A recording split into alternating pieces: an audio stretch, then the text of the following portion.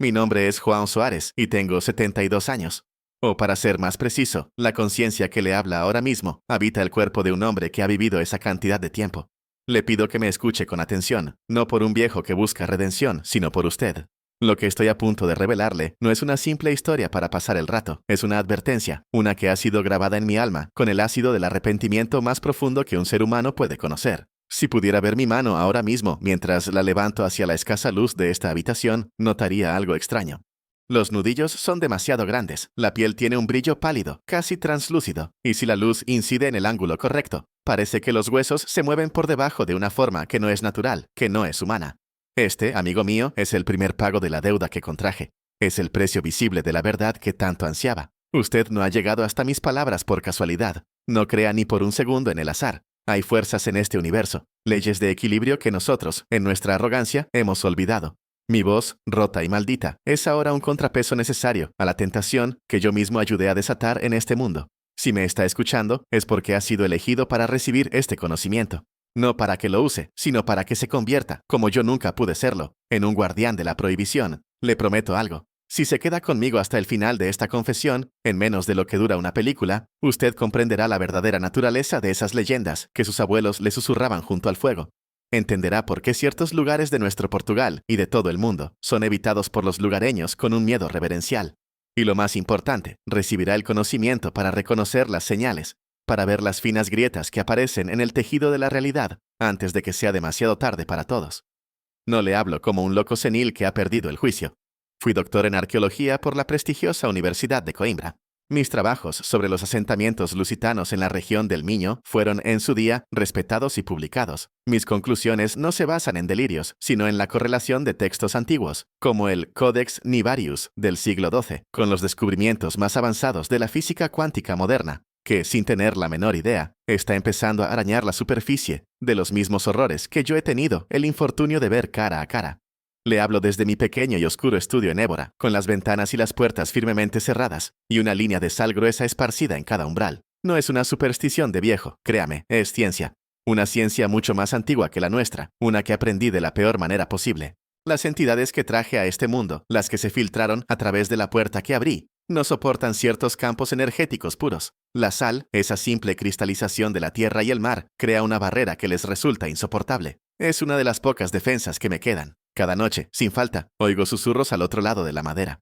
A veces usan la voz de mi esposa, María, otras la de mis hijos. Saben perfectamente cómo tentar a un hombre. Saben exactamente dónde se encuentran las heridas que nunca cierran. Mi transformación, la que puede ver en mi piel y en mis huesos, no es solo física. El conocimiento que obtuve a cambio es casi infinito. Podría decirle la fecha exacta en que se extinguirá nuestro sol. Podría describirle con una precisión matemática la geometría de una quinta dimensión. Pero esta sabiduría es un veneno corrosivo. Cada nuevo dato que florece en mi mente, cada secreto cósmico que se revela, borra un recuerdo de mi humanidad. Ayer, por ejemplo, me di cuenta de que había olvidado el olor del pelo de mi hija Catarina después de un baño. Hoy, por más que me esfuerzo, no puedo recordar el sonido exacto de la risa de mi hijo Pedro. Me estoy convirtiendo en un archivo viviente de un saber terrible y ajeno, y el precio de cada byte de información es un pedazo de mi propia alma. Quizás se pregunte, ¿por qué yo? ¿Por qué usted ha sido elegido para escuchar esto? La respuesta es simple y aterradora. Porque en su búsqueda, en su curiosidad innata por los misterios del mundo, hay un eco inconfundible de la mía. Siento en usted esa misma hambre de verdad, esa misma insatisfacción con las respuestas simples que me consumió por completo. El universo, en su extraña y a veces cruel sabiduría, lo ha puesto en mi camino para que mi tragedia sirva de faro, para que vea con sus propios ojos el destino que le espera a quien golpea puertas que no le corresponden. Lo que le contaré a continuación no es solo mi historia, es un mapa de los caminos que debe evitar a toda costa. Escúcheme con la máxima atención, porque mi tiempo se agota y las sombras en esta habitación se alargan cada vez más. La historia de mi caída, la raíz de todo este horror, no comenzó en un templo olvidado en unas montañas remotas, sino en los pasillos pulcros y arrogantes de la academia, donde la verdad es mucho menos importante que la reputación. Todo comenzó con la frustración. Durante más de 30 años dediqué mi vida entera a desenterrar el pasado de nuestra tierra, a escuchar los susurros de las piedras. Me especialicé en los cultos prerromanos, en esas tribus fascinantes que habitaron las Beiras y el Miño mucho antes de que la primera sandalia de un legionario romano tocara nuestro suelo. Y siempre sentí que nos faltaba una pieza fundamental del puzzle. Nuestros libros de historia, los que se enseñan en las universidades, hablan de los lusitanos como un pueblo guerrero, rústico, casi primitivo. pero en los fragmentos de su mitología que han sobrevivido, en los extraños símbolos que grabaron en dólmenes y menires, yo veía algo mucho más profundo. Veía una comprensión del universo que iba más allá de la simple adoración del sol o de la lluvia. Hablaban de portas o portais, puertas a otros mundos, y por la forma en que lo hacían, yo sabía que no se referían a metáforas del alma, sino a localizaciones físicas, a lugares concretos en nuestra geografía. Mis colegas, especialmente el doctor Miguel Ferreira, una eminencia de la Universidad de Oporto, se burlaban abiertamente de mis teorías. Me llamaban a mis espaldas Soares, el místico. Recuerdo una conferencia en Lisboa, en el otoño de 1987, como si fuera ayer. Presenté un estudio que conectaba los patrones astronómicos en varios yacimientos de la región del Duero, con una leyenda local muy persistente sobre una puerta de las almas. Fui ridiculizado públicamente. Me cortaron la financiación para mi siguiente expedición de campo. El decano, un hombre llamado Carlos Martins, me sugirió amablemente que me dedicara a la cerámica romana, a algo serio y tangible. Esa humillación, amigo mío, fue la yesca. Fue el combustible que alimentó el fuego de mi obsesión. Si la academia, en su arrogancia, no quería encontrar la verdad, yo la encontraría solo. Comencé a buscar en los márgenes, en los textos que la historia oficial desprecia, diarios de párrocos rurales del siglo XVII, colecciones de folclore que fueron prohibidas por la Inquisición, mapas de contrabando dibujados por exploradores olvidados, cuyos nombres se han perdido en el tiempo. Recuerdo una noche en particular, en la biblioteca de la Universidad de Coimbra, rodeado del olor a papel viejo y a silencio. Tenía entre mis manos un manuscrito medieval conocido como las Crónicas de Lamego. Un monje anónimo del siglo XIV describía un viaje a las montañas del norte, a lo que él llamaba la Serra da Gerxa amaldiçoada, la Sierra Maldita de Jerez. Hablaba de un templo no construido por mano de hombre, y de un ritual que los antiguos realizaban para hablar con los que no tienen voz. El monje, con una caligrafía temblorosa, advertía que el conocimiento obtenido a través de ese ritual era una luz que quema el alma. Mis colegas, por supuesto, habían descartado ese pasaje como una simple alegoría religiosa sobre la soberbia. Yo, en cambio, sentí un escalofrío. Supe en lo más profundo de mi ser que no era una alegoría, era una instrucción. Usted debe entender que esta leyenda de la puerta no era algo exclusivo de Portugal. A medida que investigaba, encontré paralelismos asombrosos en todo el mundo. Los textos védicos de la India hablaban de los vimanas y de puertas a otros lokas. Los chamanes del Amazonas, aún hoy, hablan de abrir portales a otros mundos con la ayuda de sus plantas sagradas. Los antiguos egipcios creían firmemente que sus faraones viajaban a través de la Duat, un inframundo que era también otro plano de la realidad. El problema, como empecé a comprender, no era la falta de evidencia histórica, sino la ceguera deliberada de la ciencia moderna. Se ha construido un muro enorme para separar lo que llamamos racional de lo que llamamos mítico, sin entender que ambos son solo dos lenguajes distintos que intentan describir la misma y única realidad. Mi pecado, mi gran pecado, fue querer derribar ese muro con mis propias manos. Mi familia, por desgracia, pagó el primer precio de mi obsesión mucho antes de que yo pusiera un pie en aquel templo. Mi esposa, María, una mujer maravillosa de Faro con la paciencia de una santa, me suplicaba que lo dejara.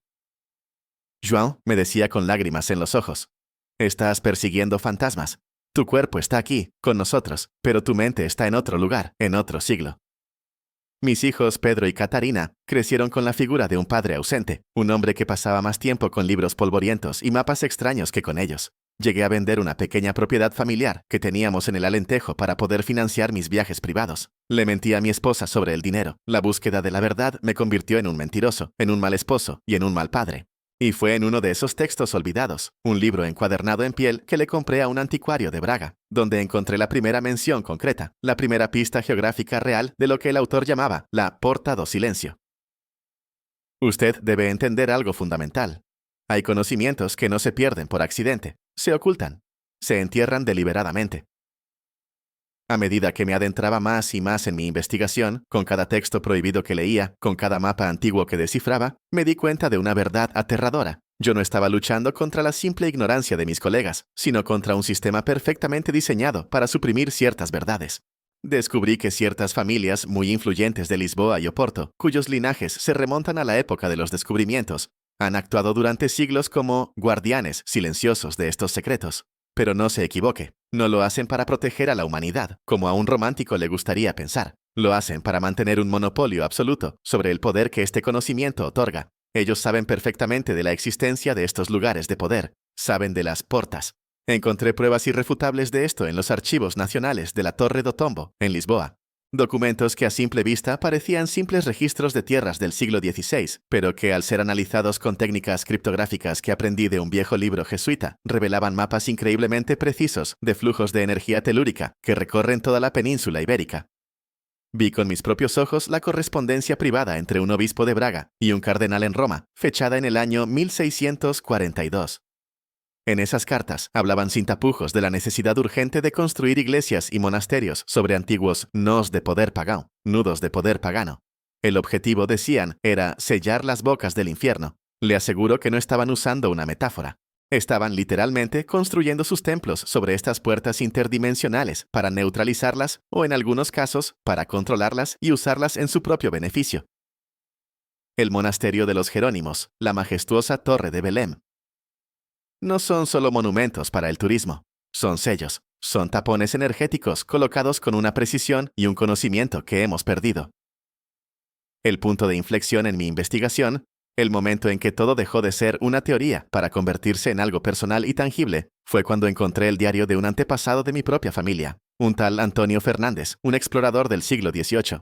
Mi familia es originaria de la región de Las Beiras, y este diario, un pequeño cuaderno encuadernado en cuero que encontré en el fondo de un baúl viejo en la casa de mi abuela en el pueblo de Sousa, describía una expedición a la Serra do Jerez. Antonio no estaba buscando oro, ni nuevas tierras para la corona. Estaba buscando el mismo templo del que hablaban las leyendas. En una de las últimas páginas, escribió con una letra casi ilegible, por la prisa o el miedo: he encontrado el lugar. La arquitectura desafía a la razón. Las piedras cantan una melodía silenciosa que enloquece a los hombres. La entrada está custodiada no por bestias, sino por la propia geometría del espacio. Y entonces describió un ritual, de forma fragmentada e incompleta, pero mencionó 3 elementos clave que se me quedaron grabados a fuego en la memoria: la sangre de 2 reyes, uno del cielo y otro de la tierra, un espejo de estrellas, y una voz que no usa el aire. La conspiración es, en realidad, terriblemente simple. La ciencia moderna, la religión organizada y los gobiernos trabajan juntos, consciente o inconscientemente, para mantener a la humanidad en una especie de cuarentena espiritual. Nos cuentan desde niños que somos un simple accidente biológico en un planeta insignificante, que flota en un universo muerto y sin sentido. ¿Sabe por qué? Porque una población que se cree insignificante y sola es increíblemente fácil de controlar. Si la gente supiera la verdad, que el universo está rebosante de vida, de inteligencias y de poderes que escapan a nuestra comprensión, y que el acceso a todo ello está aquí mismo, en nuestro planeta, en lugares como Jerez, el sistema entero de control colapsaría en un solo día. El verdadero poder no reside en el dinero ni en las armas. El verdadero poder es el conocimiento de cómo funciona la realidad a un nivel fundamental. Y ese conocimiento, amigo mío, ha sido privatizado por una élite desde hace siglos. La versión oficial de los hechos, la que nos enseñan en la escuela, es una farsa cuidadosamente construida. Nos enseñan que la historia es una línea recta de progreso, desde la superstición primitiva hasta la razón científica. Es la mayor de las mentiras. La historia es un ciclo, un eterno ciclo de conocimiento encontrado y perdido. Las civilizaciones antiguas no eran más primitivas que nosotros. En muchos aspectos, eran inmensamente más avanzadas. Entendían las leyes sutiles del universo, la naturaleza de la conciencia, la ciencia de la energía. Nosotros, en cambio, hemos construido un mundo de máquinas ruidosas y hemos olvidado cómo hablar con las estrellas. A partir de ese momento, mi búsqueda dejó de ser académica. Se convirtió en un acto de rebelión. Quería recuperar lo que nos habían robado, y estaba dispuesto a pagar cualquier precio para conseguirlo. No tenía ni idea de lo alto que sería ese precio. Después de 2 largos años siguiendo las pistas fragmentadas del diario de mi antepasado y los mapas cifrados que encontré en los archivos, finalmente, en la primavera de 1993, lo encontré.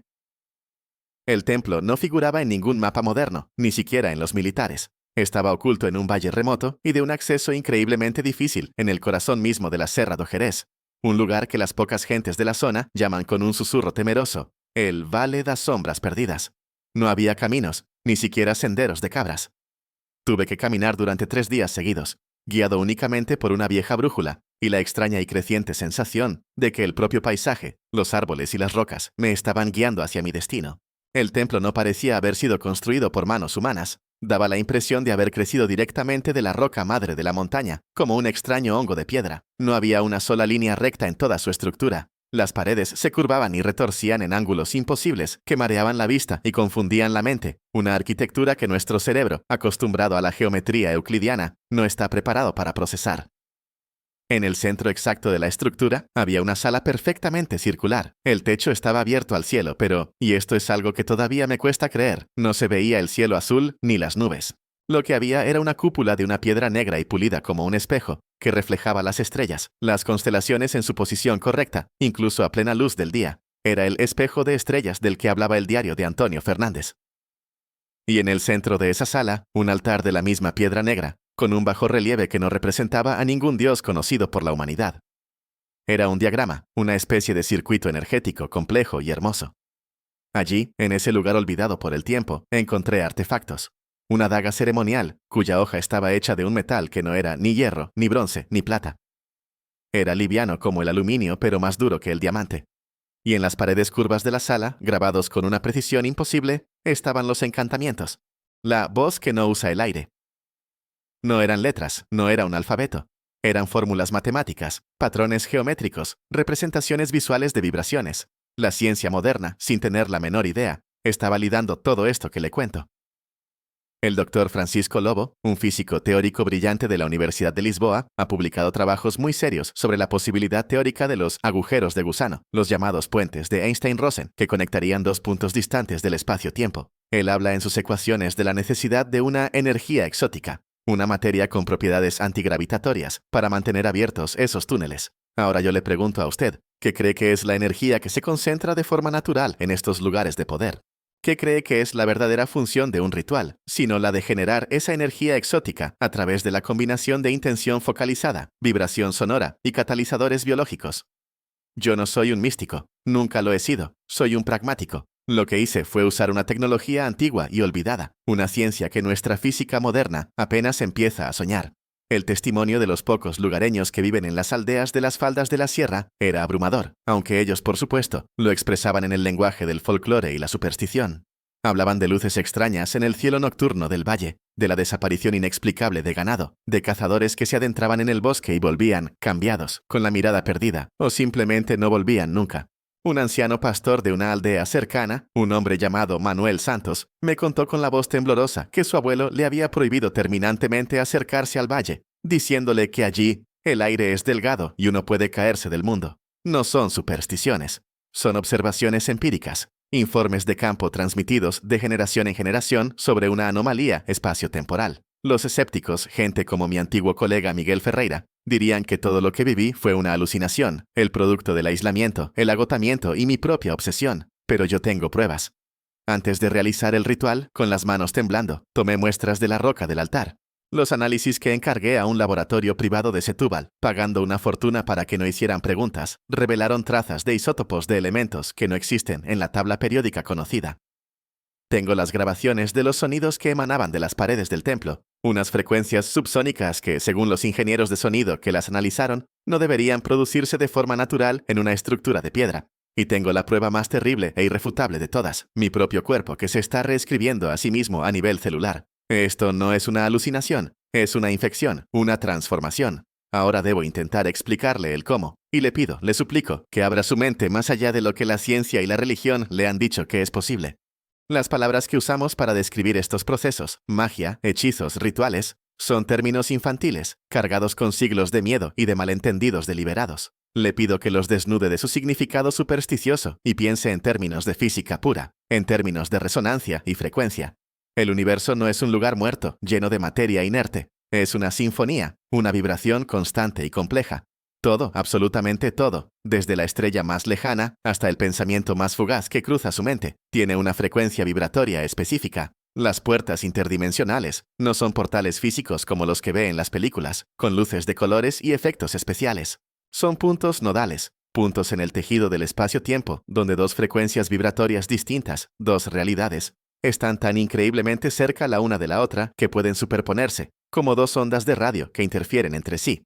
El ritual, por lo tanto, no es una súplica a un dios o a un demonio. Es un acto de sintonización preciso y peligroso.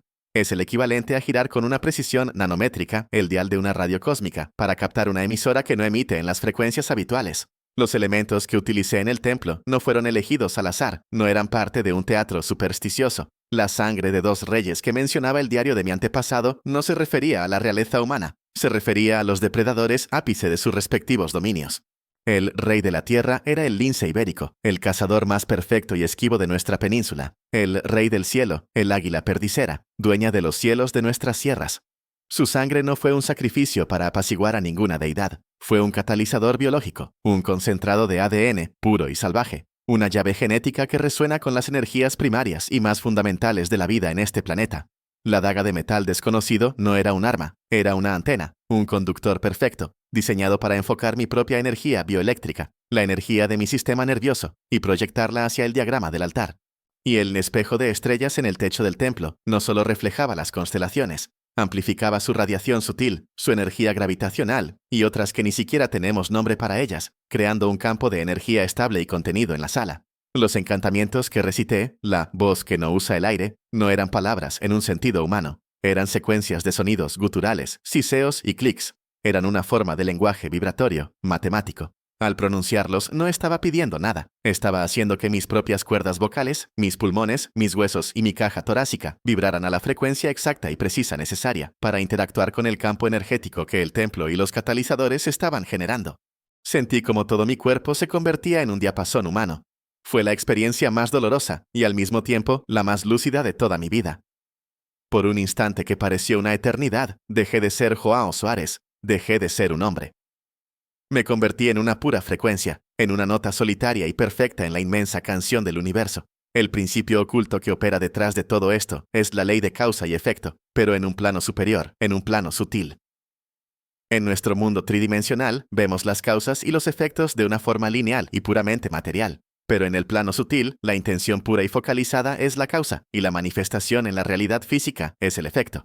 Mi intención, en aquel momento, no era maligna, era pura en su egoísmo. Yo quería conocimiento, quería la verdad a cualquier precio, y el universo, en su imparcialidad absoluta, me respondió. Me dio exactamente lo que pedí. El problema, y esto es lo que nadie le cuenta, es que el universo no tiene un filtro moral. Es una máquina perfecta y gigantesca que responde a las peticiones. Si usted pide conocimiento, se lo da, pero no le advierte de que ese conocimiento puede destrozar su mente, ni de que la puerta que abre para recibirlo también sirve para que otras cosas que han estado esperando en el umbral durante eones, puedan entrar. Lo que vi cuando la puerta se abrió. No hay palabras en ningún idioma humano para describirlo. Vi la estructura del tiempo, no como una línea, sino como una trenza de luz infinita. Vi galaxias naciendo y muriendo, en lo que pareció un solo parpadeo. Vi la conciencia, no como algo que producimos, sino como un océano del que nuestras mentes son solo pequeñas y arrogantes gotas. Y los vi a ellos, a los otros, a los seres que viven en los espacios intermedios, en las frecuencias que no podemos percibir. No son demonios en el sentido religioso del término. Son formas de vida no basadas en el carbono, seres de energía pura o de geometrías conscientes que desafían la lógica y nos ven. Siempre nos han visto, de la misma forma que nosotros vemos las sombras fugaces en una pared. Pero cuando uno de nosotros enciende una luz tan potente como la que yo encendí, se fijan en ella y sienten curiosidad, una curiosidad fría, antigua y depredadora. Usted podría estar pensando que todo esto que le cuento es la historia de un hombre loco, una tragedia personal ocurrida en unas montañas remotas y olvidadas. Se equivocaría por completo. La influencia de estas puertas, de estas grietas en el tejido de la realidad, está por todas partes en nuestro mundo moderno, solo que hemos aprendido a llamarla con otros nombres. La llamamos enfermedad mental, súbita e inexplicable. La llamamos inspiración genial, que a menudo conduce a la autodestrucción. La llamamos desapariciones misteriosas que nunca se resuelven. Piense por un momento en los grandes genios de nuestra historia, en esas personas que caminaron toda su vida en la delgada línea que separa la brillantez de la más absoluta locura. Científicos, artistas, músicos que tuvieron acceso a ideas, a melodías, a ecuaciones que parecían venir de otro lugar, como caídas del cielo. ¿De dónde cree usted que venían realmente? Se acercaron demasiado, consciente o inconscientemente, a una de estas grietas, y algo, desde el otro lado, les susurró al oído. Mire a los líderes mundiales, a los multimillonarios que dirigen las grandes empresas de tecnología. Algunos de ellos no solo conocen estos secretos, sino que los utilizan activamente en su beneficio. Construyen las sedes de sus corporaciones en lugares de un poder geomántico específico, lugares que antes fueron sagrados para los antiguos. Usan símbolos arcanos en los logotipos de sus empresas, no por una simple cuestión de estética, sino por su poder vibratorio inherente. Realizan retiros exclusivos en lugares remotos del mundo, que son mucho más que simples vacaciones de lujo. Están de forma deliberada aprovechando estas energías sutiles para influir en las masas, para predecir las tendencias del mercado, para consolidar un poder que va mucho más allá de lo puramente económico. La tecnología moderna, especialmente los avances en inteligencia artificial y computación cuántica, está creando, sin querer, nuevas y peligrosas puertas. Están construyendo máquinas que pueden procesar la realidad de formas no lineales, máquinas que accidentalmente podrían sintonizar con estas otras frecuencias de las que le hablo. El peligro, amigo mío, nunca ha sido mayor en toda la historia de la humanidad. La puerta que yo abrí en Jerez no es la única. Hay muchas otras repartidas por todo el globo. Sé que hay una bajo las arenas del desierto de Nazca en Perú, otra en las profundidades heladas del lago Baikal en Siberia, y hay una mucho más cerca de lo que la mayoría de la gente cree, en la mística región de Sintra, muy cerca de Lisboa. La famosa Quinta da Regaleira, con su pozo iniciático que desciende a las entrañas de la tierra, no es una simple fantasía masónica para turistas. Es una representación, un eco simbólico de una puerta mucho más antigua y real que se encuentra en las profundidades de esas colinas. Por eso tanta gente se siente extraña, inspirada o incluso incómoda cuando pasea por los bosques de Sintra. Están caminando, sin saberlo, sobre un velo muy delgado que separa nuestro mundo de otros. Y todo esto le afecta a usted de una forma muy personal. ¿Alguna vez ha tenido una idea brillante en mitad de la noche? Una solución perfecta a un problema que le parecía imposible de resolver. ¿Alguna vez ha sentido una presencia inexplicable en una habitación completamente vacía? ¿O ha tenido un sueño tan vívido, tan real, que al despertar le costó distinguir si había sido un sueño o un recuerdo? Esas son las pequeñas fugas. Pequeños susurros que se cuelan por las grietas del día a día. Para la mayoría de la gente no son más que anécdotas curiosas. Pero para aquellos que, como usted y como yo, buscan activamente, para aquellos que tienen la mente abierta, estas pequeñas fugas pueden convertirse en un torrente incontrolable. El conocimiento que usted busca, de alguna manera, ya le está buscando a usted. El clímax de mi historia personal es, quizás, la manifestación moderna más terrible y dolorosa de todas. Las entidades que se filtraron a través de mi estupidez no son espectros violentos que arrastran cadenas. Son mucho peores. Son sutiles, son parásitos. Comenzaron a afectar a mi familia. Mi esposa María empezó a perder la memoria, pero no de una forma médica, como el Alzheimer. Era una pérdida selectiva. Olvidaba momentos de alegría, aniversarios, vacaciones felices. Solo recordaba la tristeza y el miedo. Mi hijo Pedro, que era un joven lleno de vida y que estudiaba ingeniería en la Universidad de Aveiro, se volvió apático, completamente vacío. Me decía con la mirada perdida que no podía sentir nada, ni alegría, ni pena, ni amor. Mi hija Catarina empezó a hablar en sueños, pero no era su voz.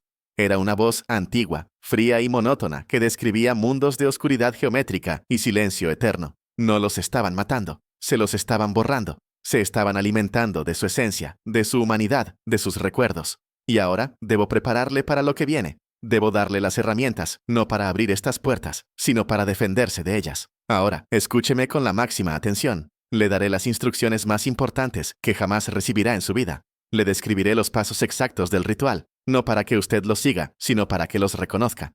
Para que si alguna vez en su camino se encuentra con uno de estos elementos, con uno de estos pasos, sepa que debe huir en la dirección opuesta, sin mirar atrás. Considere esto una guía de lo que nunca, bajo ninguna circunstancia, debe hacer. Es la única aplicación práctica que mi conciencia, o lo que queda de ella, me permite ofrecerle. El primer paso, el inicio de la caída, es siempre la búsqueda del lugar. Estos lugares de poder, estas cicatrices en la piel del mundo, tiran de usted. Se manifiestan como una extraña sensación de familiaridad, un sentimiento de estar en casa, en unas ruinas antiguas, en una cueva profunda, en un claro del bosque donde nunca antes ha estado.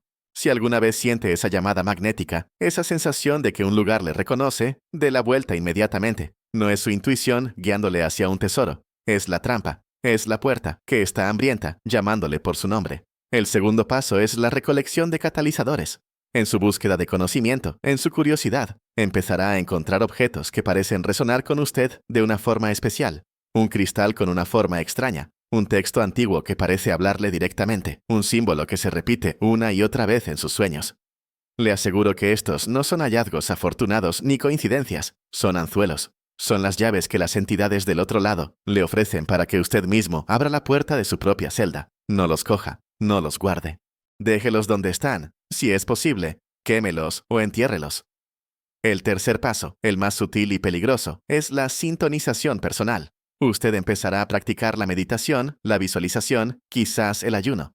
Creerá, con toda la sinceridad de su corazón, que está buscando la iluminación espiritual, la paz interior. Pero si su objetivo subyacente es abrir la mente para recibir conocimiento prohibido, para obtener poder o respuestas secretas, lo que realmente está haciendo es debilitar sus defensas psíquicas naturales.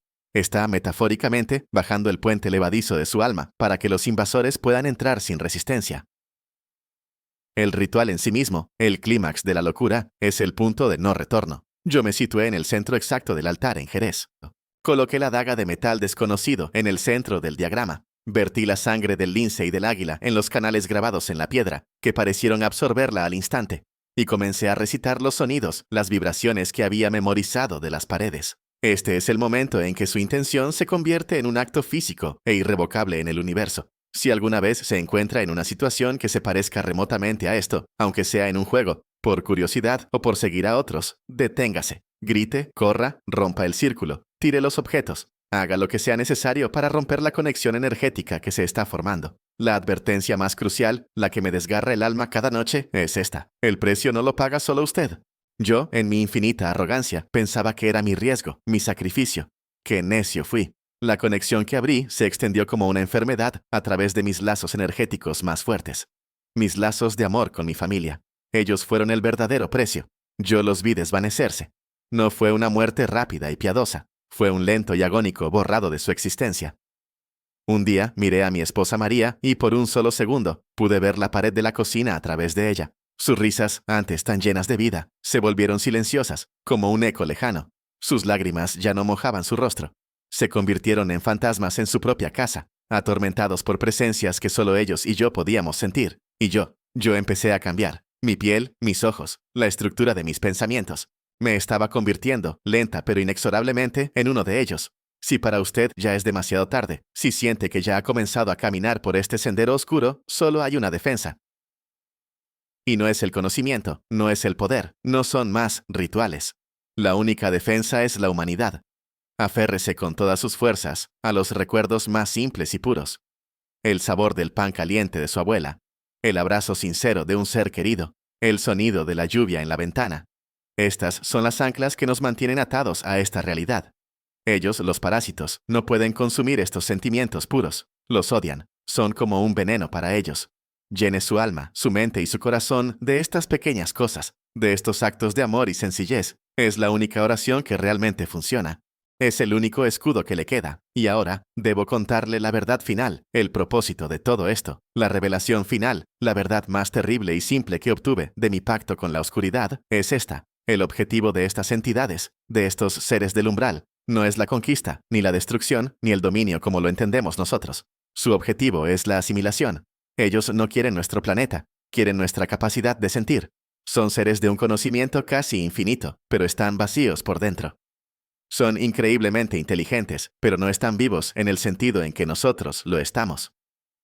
Se alimentan de la experiencia pura, de la emoción cruda, de la esencia vital que nosotros generamos con cada risa, con cada lágrima, con cada acto de amor o de odio. Cuando abrí esa puerta en Jerez, no invité a un ejército a entrar, invité a una plaga de parásitos psíquicos a un banquete. Mi familia no murió, fue consumida. Su esencia fue devorada lentamente hasta que no quedó nada más que una cáscara vacía. Y mi transformación, la que siento avanzar cada día en mis huesos y en mis pensamientos, es el paso final de ese proceso. Me estoy convirtiendo en un faro para ellos, en un ancla permanente en este mundo, en una puerta hecha de carne y hueso que nunca podrá cerrarse. Usted ha sido elegido para escuchar toda esta confesión, porque el velo entre los mundos se está adelgazando en todas partes. La humanidad, con su tecnología sin alma y su arrogancia espiritual, está golpeando la puerta desde este lado, millones de personas a la vez, sin tener la menor idea de lo que hay al otro lado esperando. Usted, ahora que sabe la verdad, es un guardián. Su misión, si decide aceptarla, no es buscar más secretos, sino proteger la luz que ya existe. No es abrir más puertas, sino ayudar a sellar las que ya están entreabiertas. No es aprender más, sino recordar con cada fibra de su ser lo que significa ser humano. La urgencia es máxima. Cada día que pasa, más gente es seducida por la promesa de poder y conocimientos secretos que se susurra a través de Internet y de falsos gurús. Cada día se abren miles de nuevas grietas diminutas en el tejido de nuestra realidad. La bendición que le ofrezco no es la de un santo, sino la de un condenado. Que mi historia sea el muro de fuego que le detenga en el borde del abismo. Que mi dolor sea su escudo protector. Que el recuerdo de mi amada María, de mi hijo Pedro y de mi pequeña Catarina sea el ancla que le mantenga a salvo en las costas seguras de la humanidad. Por el poder del conocimiento que me fue dado y que ahora maldigo con cada aliento, le otorgo la capacidad de ver las señales. Le aseguro que a partir de hoy notará la falsedad en las palabras de aquellos que prometen poder fácil y rápido. Sentirá el frío antinatural que emana de los lugares equivocados. Reconocerá el hambre depredadora en los ojos de aquellos que ya han sido tocados por esta plaga. El cambio en su vida ya ha comenzado, simplemente por haber escuchado mi confesión hasta el final. Ha ingerido un antídoto espiritual. Ha sido inoculado con una verdad terrible, sí, pero inmensamente protectora. No tema. Este conocimiento no es una maldición para usted, es su armadura. Le hará más sabio, más compasivo, más consciente del increíble y frágil tesoro que es una simple vida humana. Su percepción del mundo nunca volverá a ser la misma, y eso es bueno. A partir de ahora, verá la belleza infinita en lo ordinario y el peligro mortal en las promesas grandiosas. Mi llamado a la acción, mi última súplica desde el fondo de mi alma rota, es simple: no haga lo que yo hice. Si alguna vez se encuentra en una encrucijada en su vida, si el destino le ofrece un atajo a través de un camino oscuro y secreto, le ruego que elija el camino largo, el difícil, el luminoso. Elija la bendita ignorancia de los misterios cósmicos a cambio de la profunda sabiduría de un corazón humano. Elija el amor sobre el poder. Elija la risa de un niño sobre los secretos de las estrellas. Porque hay puertas que es mejor no abrir nunca, incluso si nos prometen que la verdad absoluta se esconde tras ellas, porque hay verdades que no nos liberan, nos aniquilan. Ahora, por favor, váyase. Cuente mi historia si lo cree conveniente. Advierta a otros. Y no intente buscarme nunca, porque lo que soy ahora, lo que se sienta en esta silla, ya no es del todo humano. Y siempre, siempre, tengo